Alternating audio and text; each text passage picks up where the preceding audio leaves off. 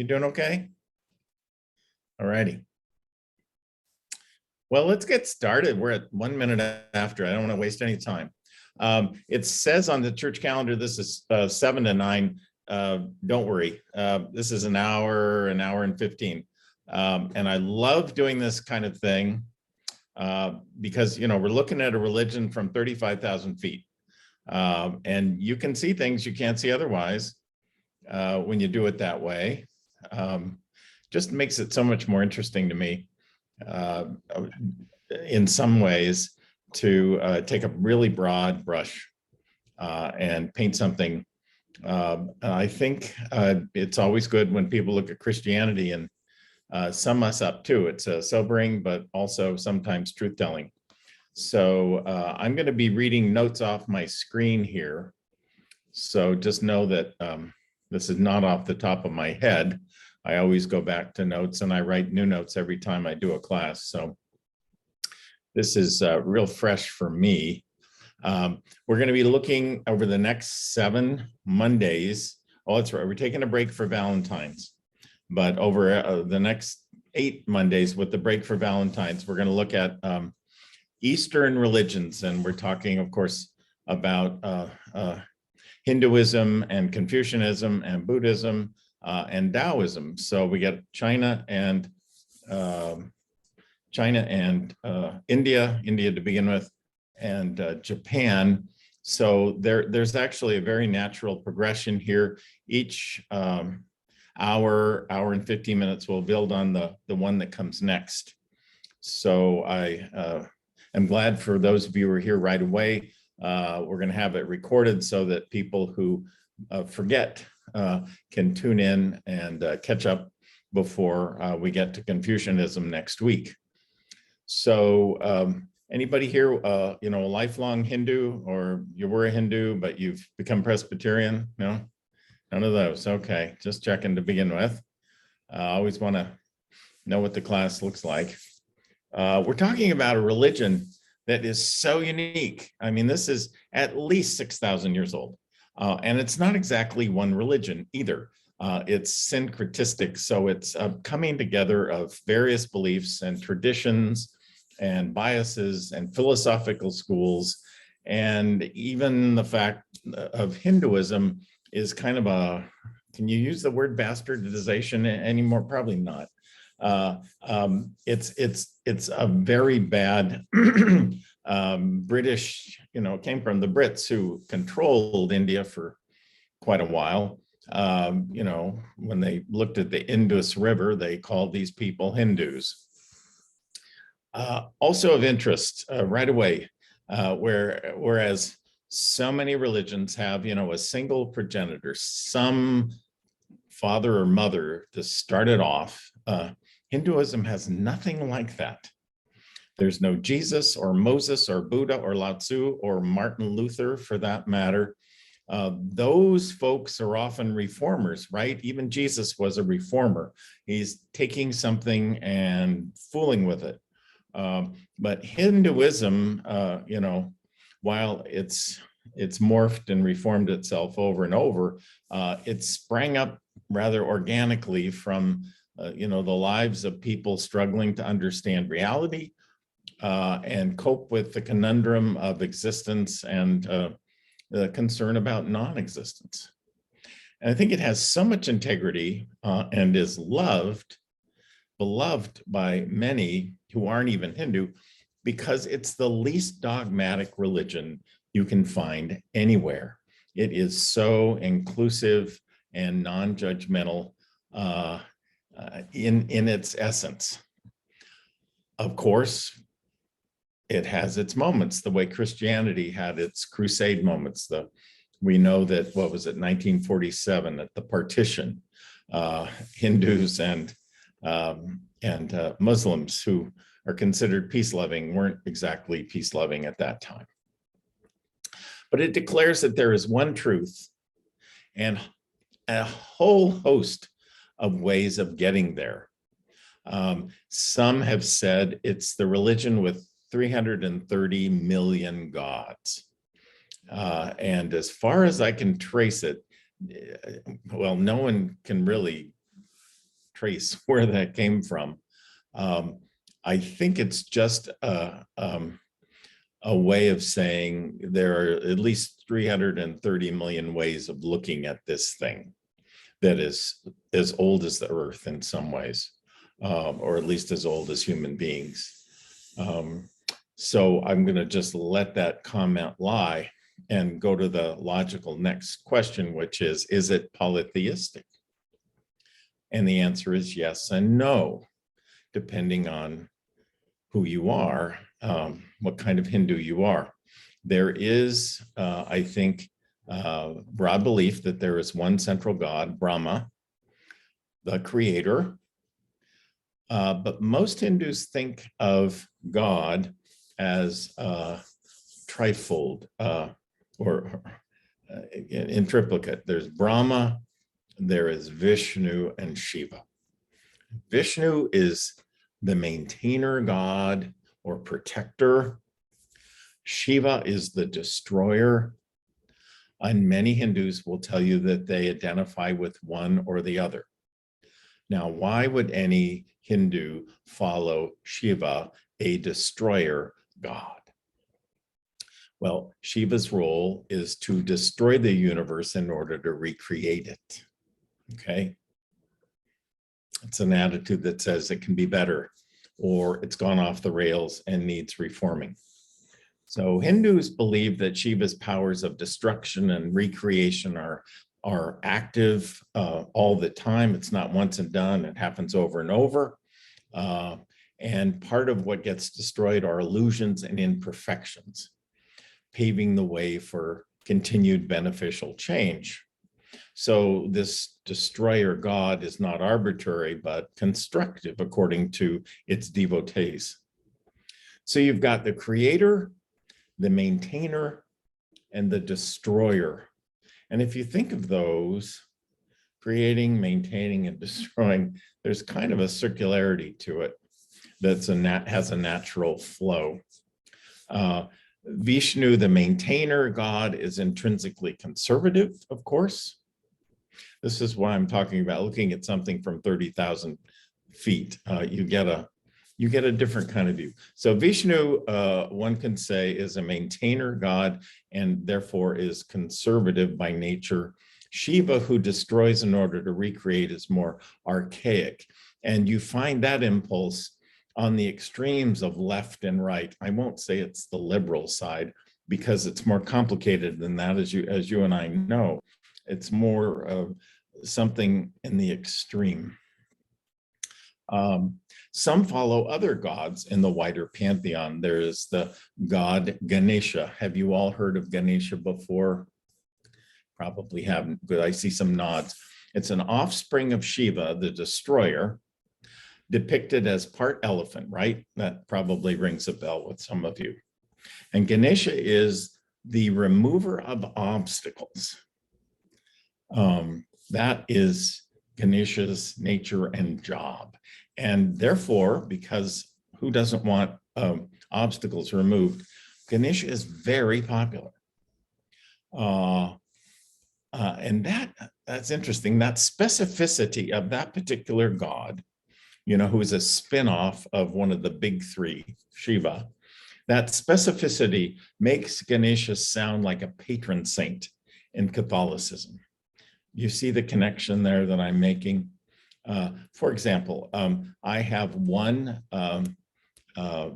plaster patron saint. Somebody gave me patron saint plaster of Saint Anthony of Padua. Now, does anybody have a Saint Anthony of Padua at your house? Do you know what Saint Anthony of Padua is the patron saint of? Anybody want to chime in? Saint Anthony of Padua is the patron saint of lost things. And somewhere between moving from Salt Lake City to Portland, I lost my patron saint. And so therefore I'm up a creek without a paddle. I don't have my patron saint in order to find my patron saint. So I'm making a joke here, of course, but I'm just making the point that the specificity, this God is in charge of this, makes it sound more like a patron saint than, a full-blown God. So back now to Vishnu and Shiva. Let me pause just a moment and say, yes, there will be time for questions. And I'm going to have some trouble seeing your hands if you have one in the middle, because again, my notes are on the screen, so I can be looking at you. But we'll also have a 10-minute video kind of in the middle, because you need visual images for this particular religion. I mean, if there's one religion, you got to have visuals for it. This is the one. Hey, So, Scott, we can have people put questions in the chat. Yeah, there's one already. And then, Okay. Anyway, so I will check the chat, and, if I think that it's an urgent question, I'll interrupt you, but otherwise I'll just do it when you ask for that. Right. Joanne tells us she needs St. Anthony all the time. Yep. Lost car keys, right? That's what you need. Okay. Back to Vishnu and Shiva for a minute.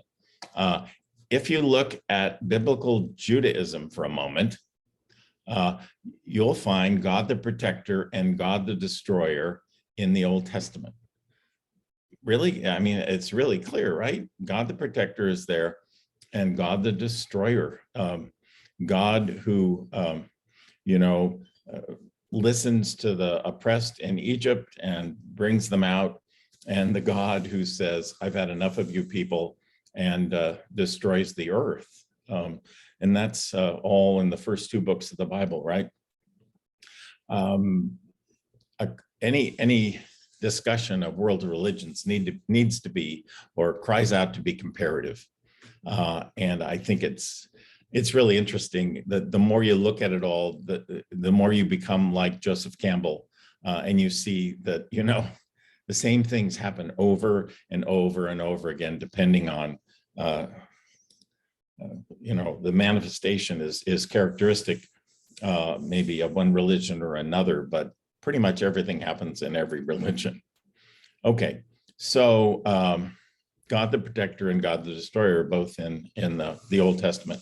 And there is that then essential polytheism in Judaism, because as you may know, there are several names for God in the Torah that are ancient. There's El Shaddai, which may be the oldest, which means literally God of the mountain.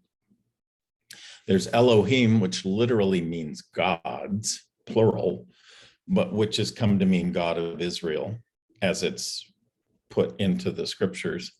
And then everyone knows Yahweh, the God who says, I will be who I will be. So maybe, I think definitely Judaism is syncretistic too. It's an amalgam of tribal religions that were joined together, and continues to evolve.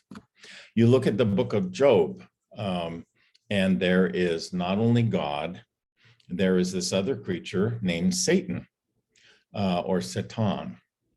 And you might remember that story. Let me give you just a little bit of it to use so you get an understanding of what I'm saying here. It begins with God and Satan having this little meeting, and God says, where have you been? You missed a couple of meetings. And Satan says, I have been on earth walking up and down in it. And God says, have you seen my servant Job? There's no more upright human being than Job.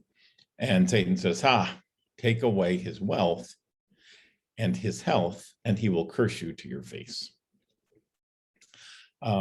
So Satan is not the devil. Satan is one of many deities on the board of gods, sitting under the main god. Satan is kind of like, Shiva, more like Loki, probably in Norse mythology, troublemaker, gadfly, who is very helpful in coming to understand the essential values of the religion. So again, a comparative understanding is really rich and helpful. As Speaking of scriptures, of course, Hinduism has scriptures. They're called the Vedas. They go back to 400 BC at least. They're very ancient. It's not just a book or several books, it's a library of material.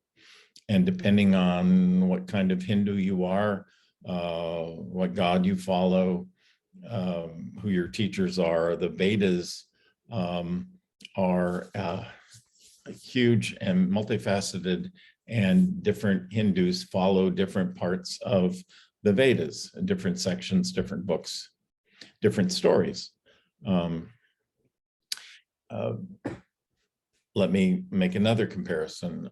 The associate pastor, or one of the two associate pastors at Westminster Presbyterian on the east side of the river here, is Reverend Chris Dela Cruz, and he is offered a class there, Westminster yesterday, called Religion for Those Whose Backs Are Against the Wall. He was saying in that class something fairly provocative. He was saying that evangelical Christians don't follow Jesus. His point was that they ignore the essential and also radical teachings of Jesus's essential sermon, the Sermon on the Mount. Turn the other cheek, blessed are the poor and the hungry and the peacemakers. Evangelicals don't traditionally do very well with those. Now, they can argue with me, and there's different ways of looking at it, but there is a sense in which the poor get thrown under the bus, because it's considered that if you have anything, if you're blessed by God, you're going to do a little better than that. Well, at least if you have what we call a health and wealth understanding of Christianity. But I have noted over many years that if you listen to sermons of many evangelical pastors, they're often based not on the gospel stories, but on the letters and bits and pieces of letters attributed to Paul, not actually from him all the time, at the back of the New Testament, verses where women are oppressed, and verses where they take what it says about what Paul really did say about homosexuality out of context and use it to hammer gay people. So that's my bias. But there is that kind of interesting thing at play there. So take it for what it's worth. What is the central ethic of Hinduism? Your job on earth is to discover your dharma and to do it. I mean, this is absolutely the bedrock of what Hinduism is about, and it really attracts me, which is to say there is a way to live your life that fits you like a glove.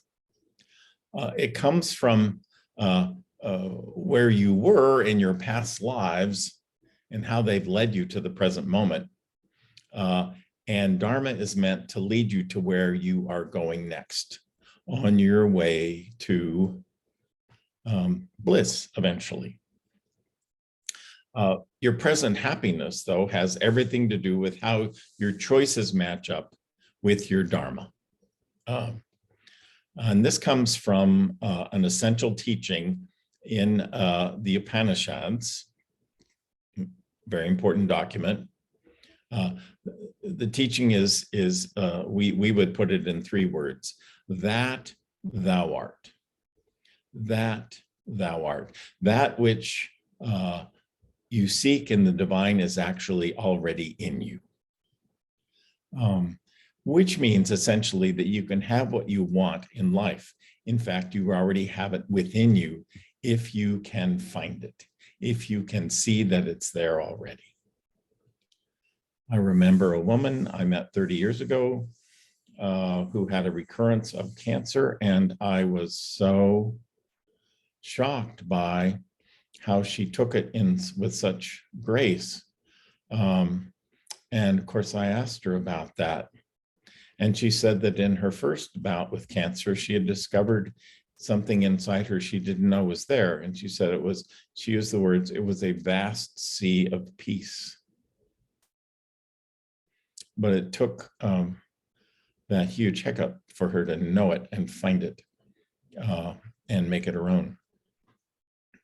Dharma. I'm going kind of quickly, but everything that I'm talking about refers to everything else. So I think you'll see it come together here. Another important word, Atman, A-T-M-A-N, is your soul. If you're a Hindu, it's your connection to the universe, to Brahma, the main God, the creator God. The world soul is probably a better name for Brahma, the world soul. And here is a galvanizing truth for Hindus. Your soul is immortal. It's the God inside of you. It is indestructible, which is good news and bad news, right? Something of you will live forever. That's the good news. Again, indestructible. The bad news, it'll probably take 2,000 lives to be liberated from this world, right? You got to keep coming back. Now, your karma, that's the word most everyone knows, right? Because we throw it around. Your karma is what? It's the accumulation of your good and bad deeds. That's really simple, and I want to make it clearer than that, but that's where most people start. The accumulation of your good and bad deeds, which determines your dharma the next time around when you're reincarnated. Because, of course, this is universally accepted that the soul transmigrates to another body after death.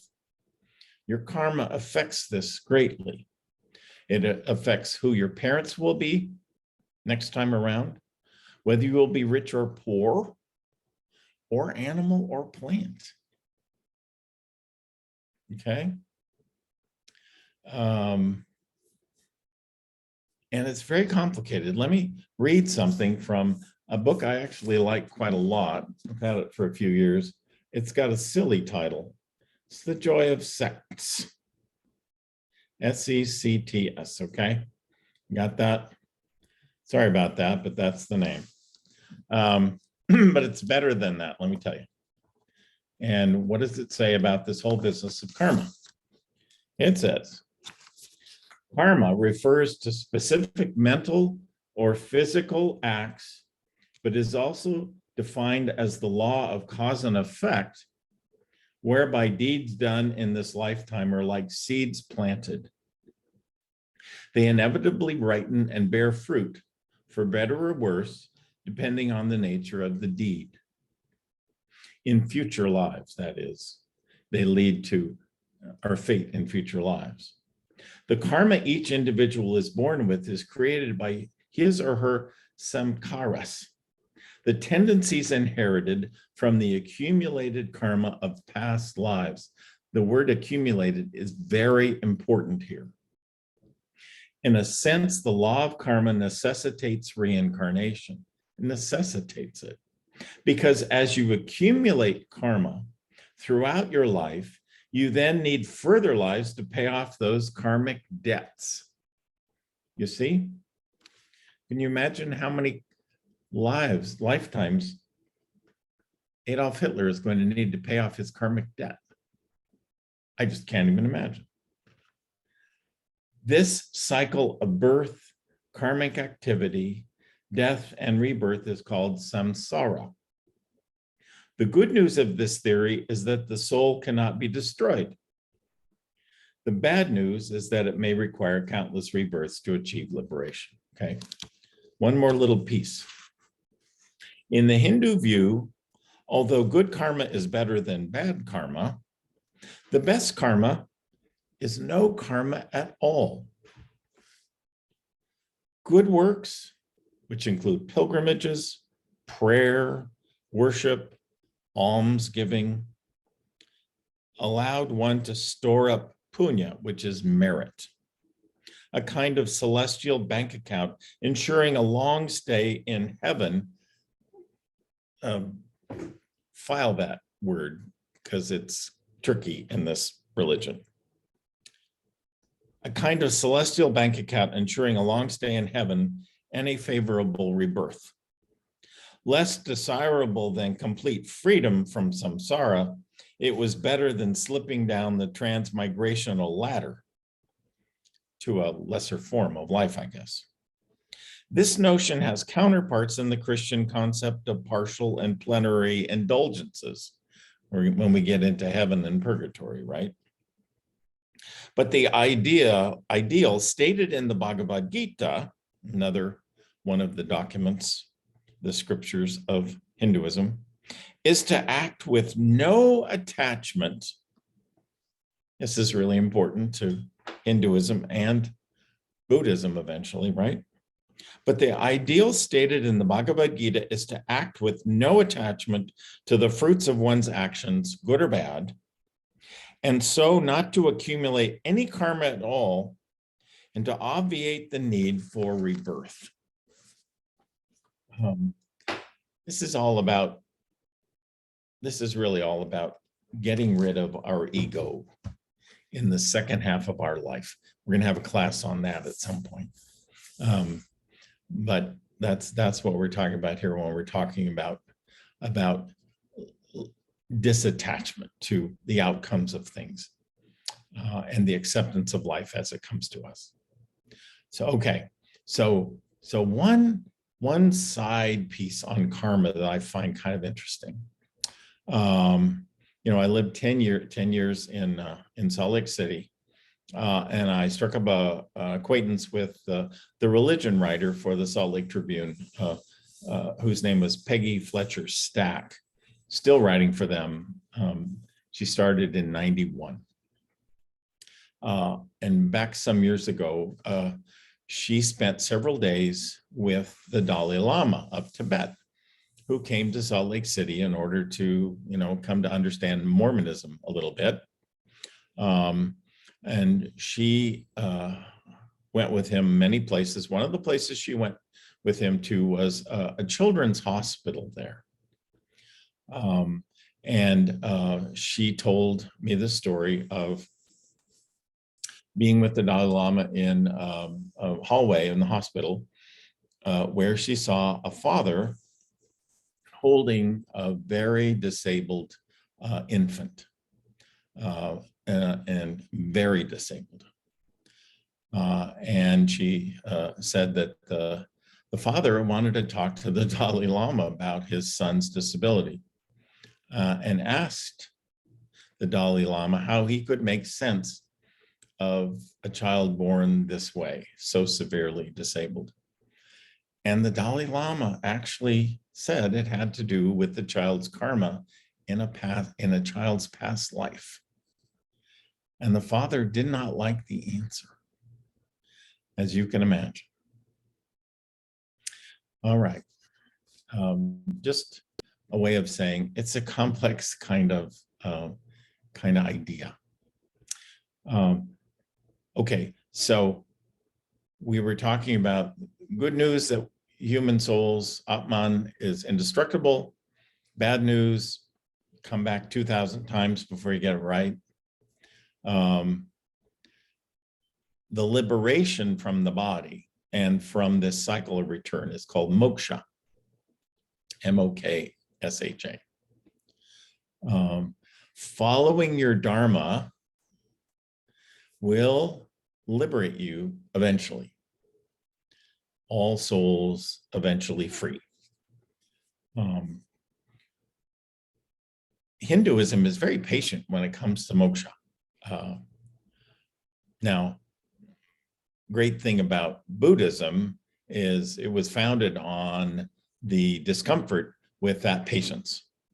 Buddha was Buddha because he was in a hurry to get off the wheel of eternal return and out into what was where we were meant to get to eventually. He wanted to fast track it all. So know that that's going to be a very important part what we'll be talking about when it comes to Buddhism in several weeks. Now, I want to talk about something really important. Again, we got a video coming in just a minute, but there are two kinds of Hindus. There are Hindus who are monists and Hindus who are dualists. For a monist Hindu, we're talking about the word one here, your goal in moksha is to die and disappear into Brahma, the one supreme God. It's not that you're obliterated. It's not that you go away. It's like a drop of water disappearing into the ocean, right? So nothing of you is lost, but you're subsumed into the greater supreme God. That's a monistic Hindu. A dualistic Hindu, who might be a follower of Vishnu, would hope to retain his or her identity in death and to go to one of many possible heavens where you would be with Vishnu forever. That's where that is headed. That's what that's about.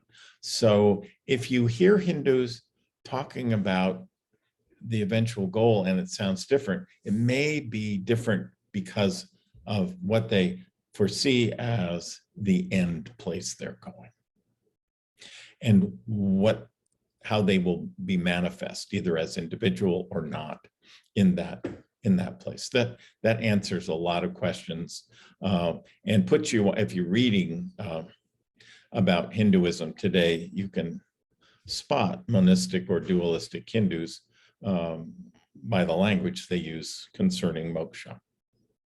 All right, let's go to the video now. Let me give just a little bit of background first, though. We're going to put it on here for us all to see. The luckiest thing I ever had happen in ministry probably happened back in 1995. I was pastor in Ashland, and I'd gone to a conference in Corvallis in which called Jesus at 2000. It was put on by Marcus Borg. Was anybody there? I see somebody waving about it. Yeah. Was put on by Marcus Borg, and he had many scholars come and talk about Jesus 2,000 years along was the basic idea. One of the scholars was Houston Smith. And I knew the name because he was the author of the text I had used back in college. I see Diane nodding. Did you use the same text? It was called it was called Man's Religions, I think, wasn't it? They changed, or The Religions of Man Regardless. They changed the title.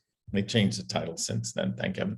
Oh, there it is. It's now called The World's Religions. Okay, that's good. Anyway, Houston Smith was just this wonderful presenter. And at the end of the conference,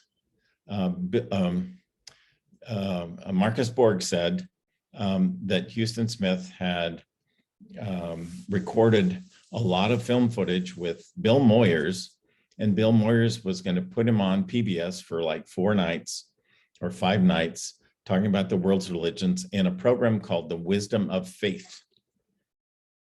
And for us to look for it in 4 months. So I was so impressed with Smith that I looked him up in the phone book. Now, remember phone books, there were these really big things you'd use as a doorstep, right? So I don't know how I did this. I think I went to the library here in Portland, or no, I guess it had to be in Ashland. Well, anyway, it doesn't matter. I found Houston Smith's phone number in the Berkeley phone book. And I called him and I said, would you come to Ashland? And, we'd love to have you. And he said, sure. So we brought him to Ashland for 3 days. After the airing of his nights with Bill Moyers, which was phenomenally successful. And so we had 600 people come to church who'd never been to church or hadn't been to church since they were kids, probably. It was an interesting time. So we're going to look at just a little bit of Huston Smith talking about Hinduism and this 10-minute piece of film, which, let's see, Kathy, it ends when Huston Smith, or excuse me, when Bill Moyers asks Huston Smith, what is Hinduism? Just cut it right there. Okay. I want everything prior to that, but it's about 10 minutes. So if you can show us that, he actually uses some old film from a documentary done years ago about Hinduism. And then the best part is him talking with Bill Moyers. So we'll let you watch. Okay, so we'll start this. If people have any trouble with it, because sometimes videos over Zoom can have varied quality. I think my network is pretty strong, so we'll hope that it works. But I'm also going to put a link to the video in the chat so that later you could watch this video on your own if you have trouble. And, you know, so anyway, I'll just let you know that. So now I'm going to attempt to share my screen and do it.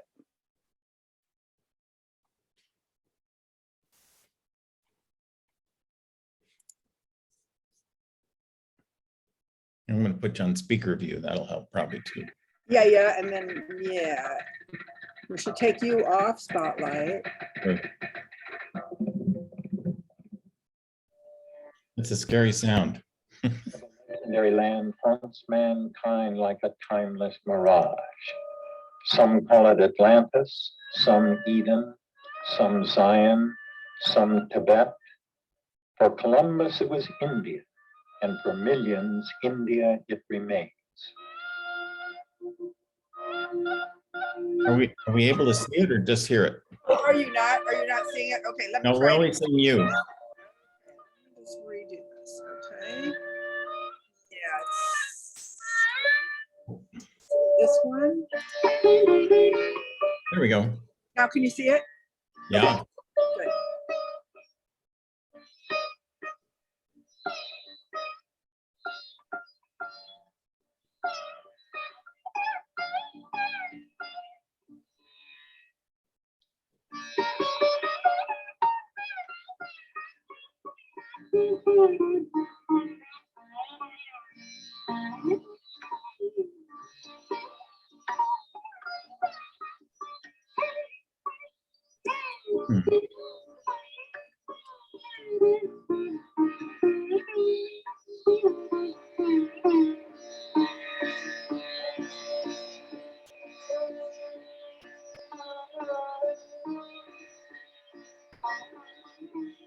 The soil of India can be spotted easily, but what of India's soul?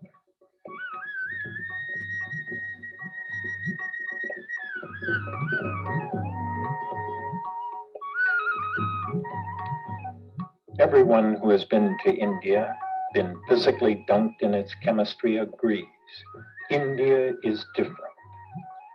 I remember my first visit as if it were yesterday, the long ride from the Delhi airport. It was the smells that were the strangest. A blend of cow dung and curry rising from 500,000 cooking fires in the dusty evening air. Was my heart pounding, or was it strangely quiet as I realized I'm here?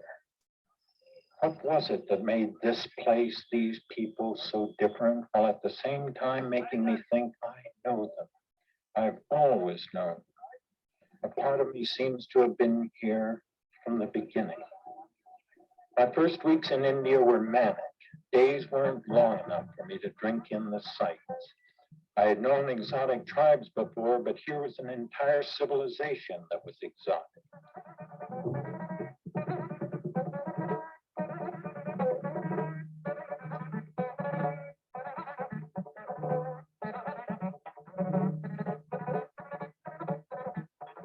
What was India's secret, the clue to her distinctiveness? I could never put my finger on what makes India different because the answer seemed to be everything. Even yogis with hair so long it's worn like a turban.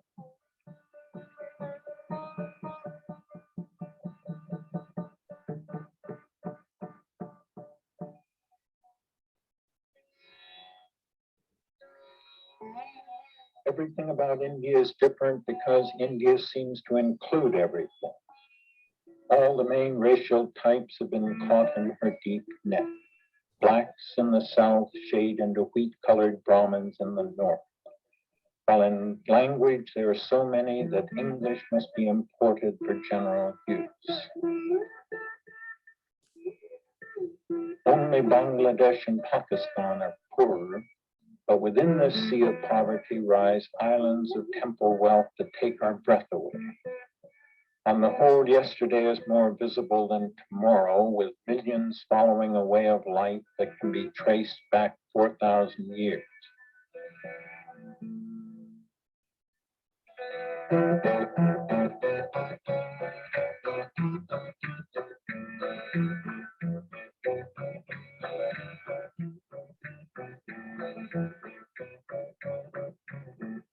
Yet alongside the ox cart and wooden plow stands a nation in some ways as modern as Air India.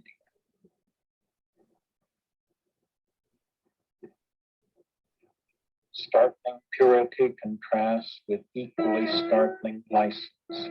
Naked voluptuaries on temple friezes vie with naked ascetics stretched on beds of nails. The paradoxes extend right up to God. 330 million deities sounds like polytheism gone haywire until we learn that nothing but the one true God even exists. What a bewildering chaos. What a jungle of life and thought. Like the faces of her temples that leave not an inch uncarved, India swarms with life and vitality. Nothing seems to have been overlooked, nothing excluded. And this may be the key to what makes India different. For if the visible India excludes nothing, that in the invisible that excludes nothing is the infinite. The soul of India is the infinite. Philosophers tell us that the Indians were the first to conceive of a true infinite from which nothing is excluded. The West shied away from this notion. The West likes form, boundaries that distinguish and divide. The trouble, though, is that boundaries also imprison. They restrict and confine. India saw this clearly and turned her face towards that which has no boundaries whatever.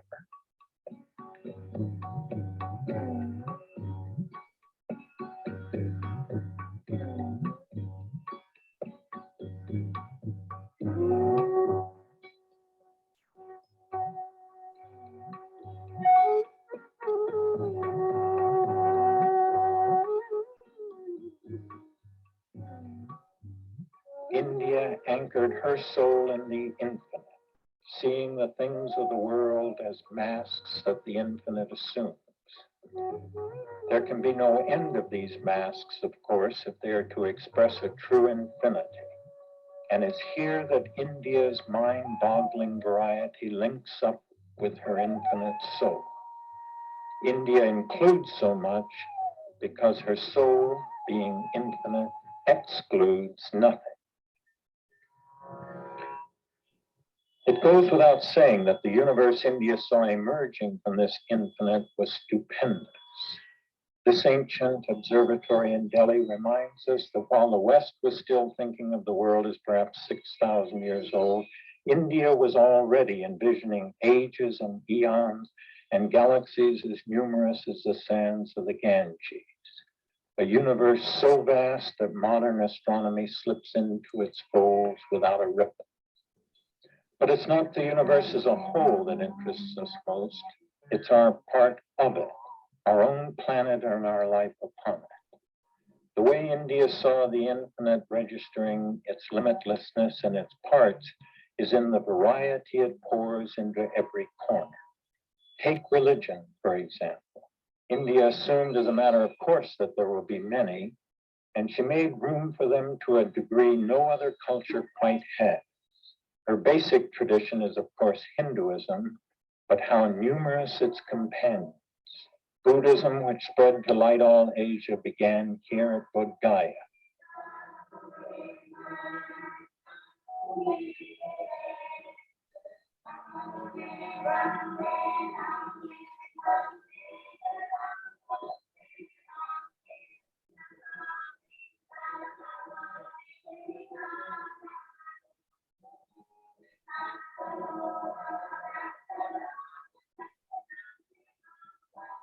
This tree is said to have rained blossoms the whole night that Buddha was enlightened beneath it.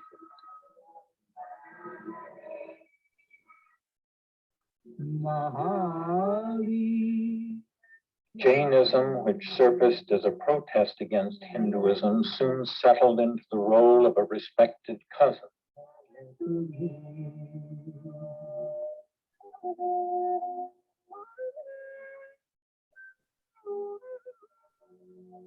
Indian Christianity goes back through the disciple Thomas to Christ himself. And even after the partition of Pakistan and Bangladesh, there are almost as many Muslims in India as in the entire Arab world.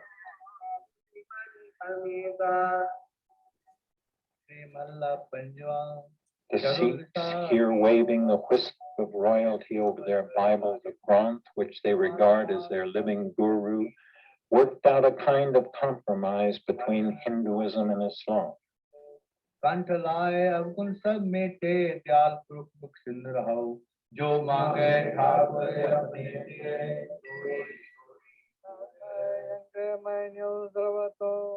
And Parsis or Zoroastrians continue right down to today, the religion of the Magi who followed the star towards the Christ child's birth.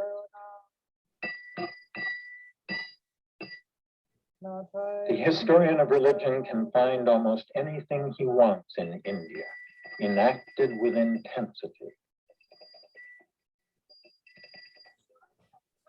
When we go on vacation, we tend to seek out rest or adventure. The Indian goes on pilgrimage, not always, but far oftener than we do. The last religious festival I attended in India drew some 20 million pilgrims in its month's duration.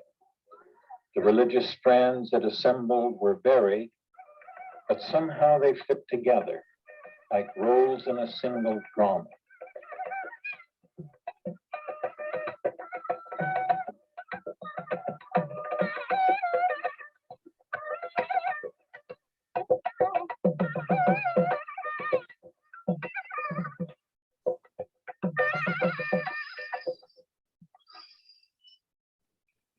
Here the Guru Sai Baba is telling his followers, the Lord can be addressed by any name that tastes sweet to your tongue, or pictured in any form that appeals to your sense of wonder and awe. You can sing to him as Shakti, Jesus, or Allah, as the formless or the master of all forms. It makes no difference at all. He is the beginning, the middle, and the end, the basis, substance, and source.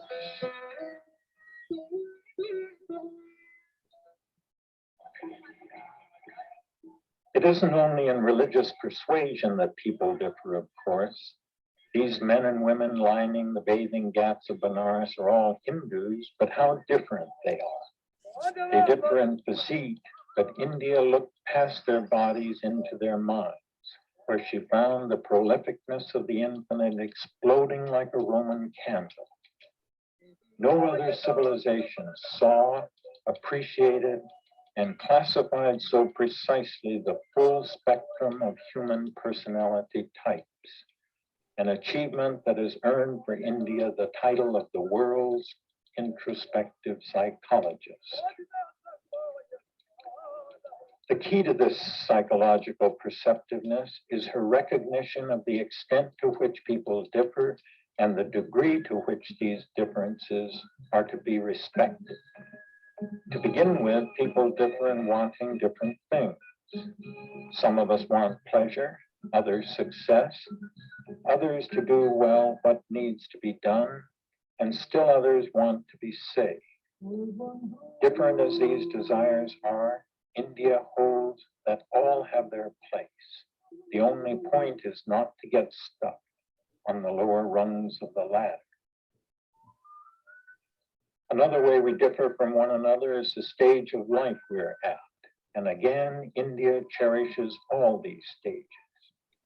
Every civilization delights in the magic years of childhood and the questing, nesting stages of youth and maturity. The roominess of the Indian outlook comes in its regard for our later years as well. India prizes them as potentially the best years of all, explicitly freeing them for the pursuit of our true adult education, so that before life is over, we can understand what it's all about. All of us move through life's stages, but we do so as different kinds of persons, different personality types. India identified 4 such types and once again honored all of them. Likening society to an organism, she pictured Brahmins as its head. Brahmins are intellectuals. Their chief delight is in art, ideas, and things of the spirit general. Next come the arms and shoulders of society, its administrators, persons who have a talent for getting things done. A third personality type is the artisan or craftsman, the engineer and the farmer. India likens these people to society's stomach, where they produce and feed us with the things on which life depends.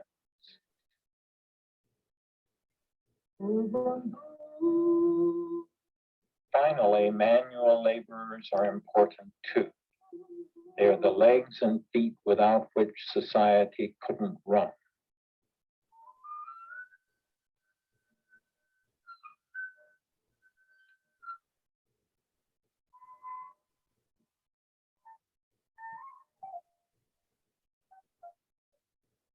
We differ in what we want, in the stage of life we have attained, in the kind of person we are. And finally, we differ in the way we approach God. Affective persons draw near to Him by loving Him, reflective persons by knowing Him, active persons by serving Him, and contemplative types by meditating. All 4 of these yogas, ways to union, reach the same summit. Which you follow depends on your spiritual temperament, the side of the mountain from which you start climbing. Kathleen, Climbing you want to context put it carries up us there? into want me to India's stop it most now? astounding claim. To sit Would you like me to stop it now? Yeah, that's a good place to stop. Okay. Actually, I had that all actually worked really well. It wasn't exactly the piece of the wisdom of faith I meant to use for some reason, but it actually said a lot that was very helpful and answered actually a question that was in the chat.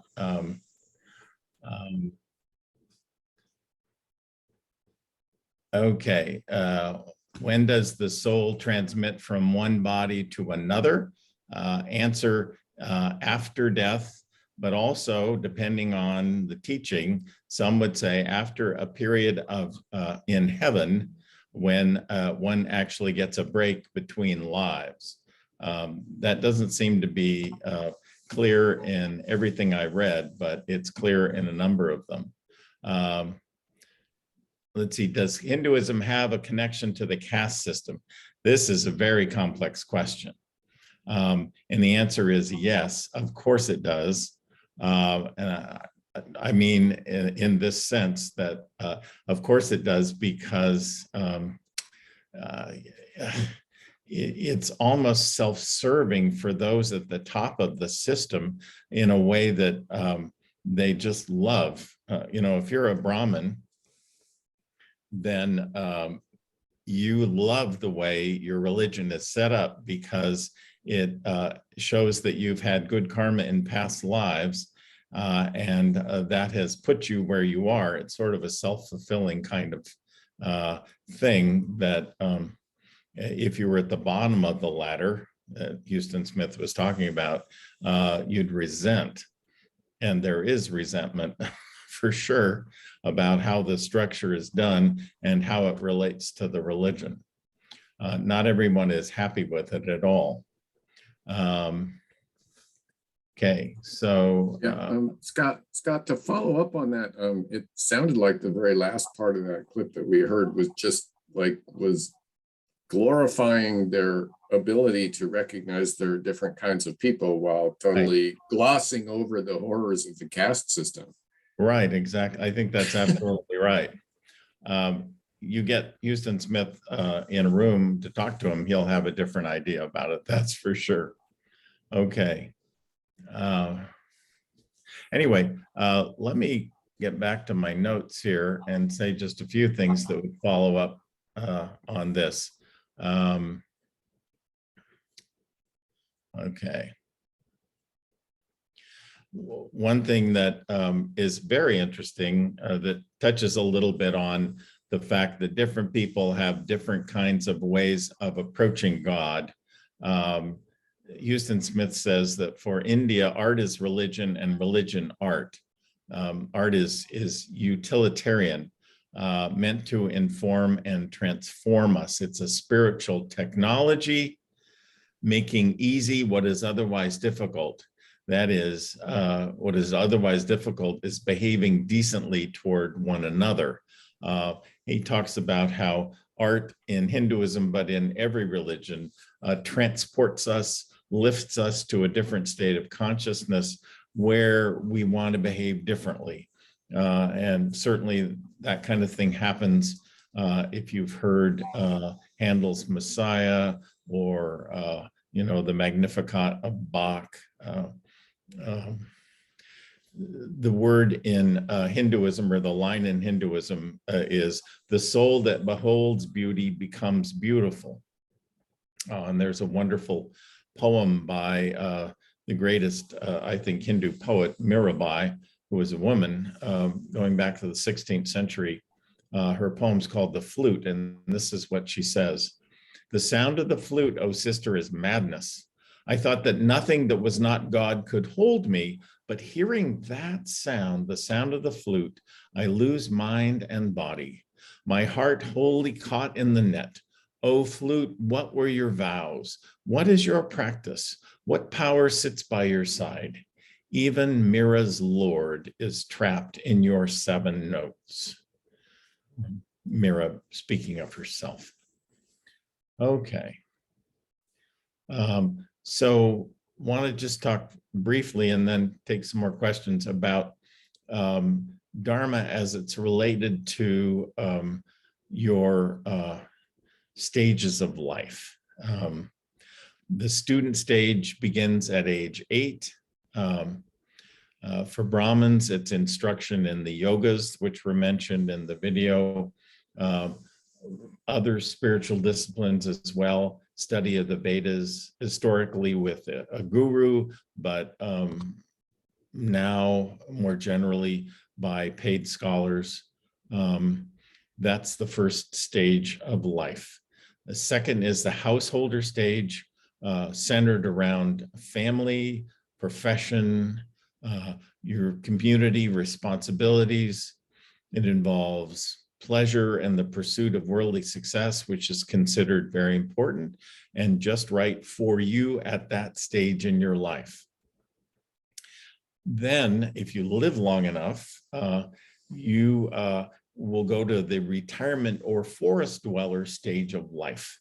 And that is not a stage of rest and recreation, but instead a true adult education. That is the turning of your attention to finding out what life is really about, which is the part of Hinduism I think I like the most. And it ideally comes, and this is old thinking, after the birth of one's first grandchild. So we're talking about people in their 40s who expect to live to be 50. Of course, these things evolve. And this is the stage, this forest dweller stage, and that's an important name for it. When the husband and wife, they can choose to do this together or not, but at least the wife is invited, it should be part of this. They take leave of their, this is ideally what happens.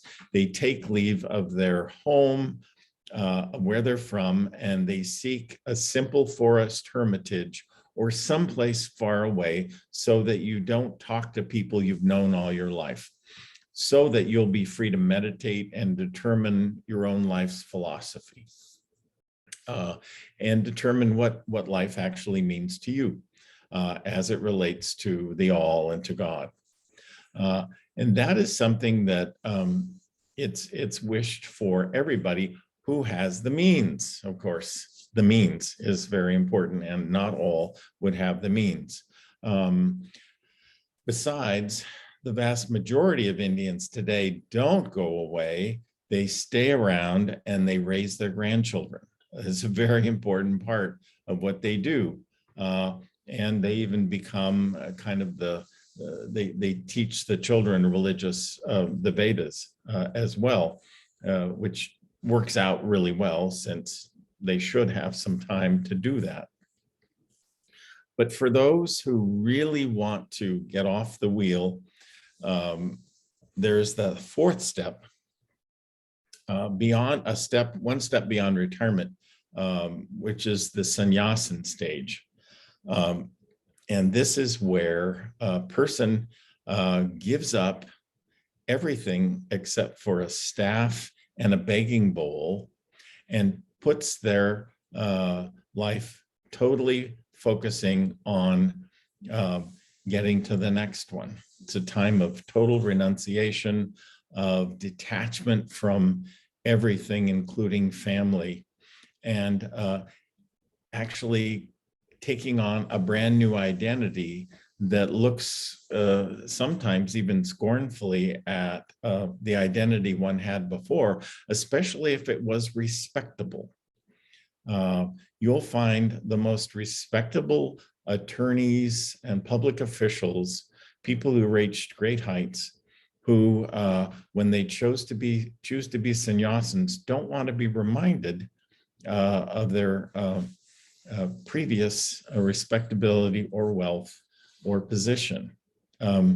Interesting, is it not, that one would do that in life, but it means one is trying to separate from this world and join another, which you don't find in other religions, as far as I can tell. Let me just finish with this one remark. Again, I said that when it comes to this business of retirement, man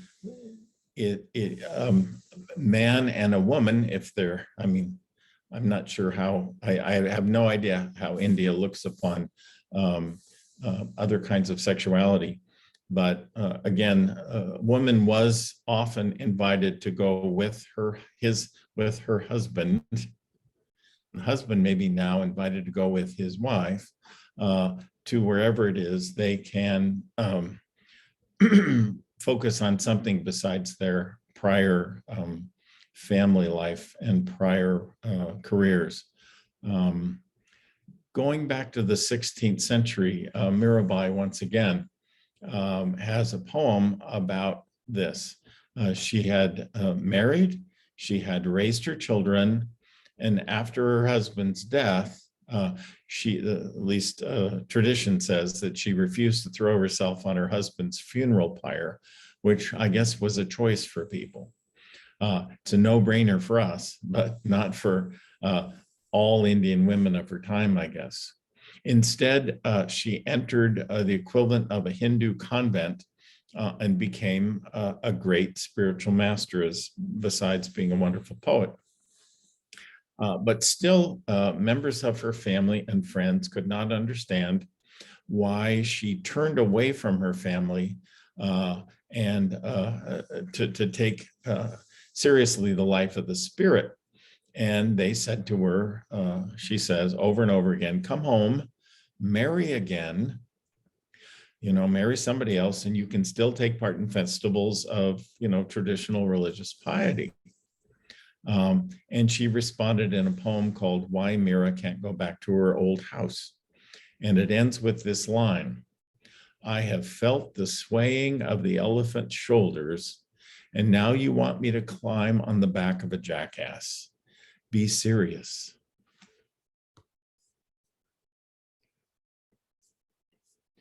All right. Some conversation. Let me put this on gallery view. Okay.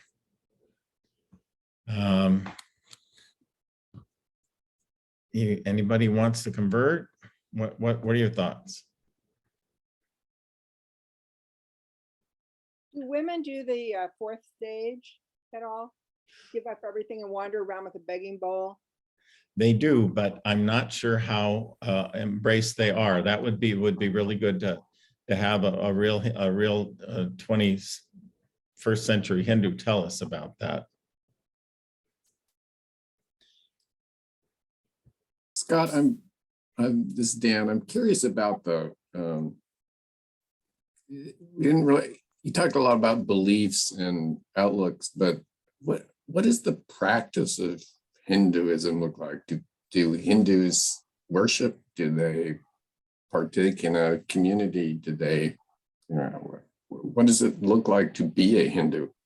Good question. There are a lot of Hindus. Hindu worship is open to pretty much everybody, and even the lowest caste folks can have a little home shrine. And when I say home shrine, it can even be something portable if you pretty much live nearly on the street. You have candles, you have bells, you have hopefully a holy tract, if not a holy book, that you can read from. And some people spend hours and hours and hours doing this. Now, those folks are usually the older ones, but they're Vedic prayers and all of that, the accoutrements of worship, not too different from maybe even Christian religion in some respects. Also, visiting temples is a big deal.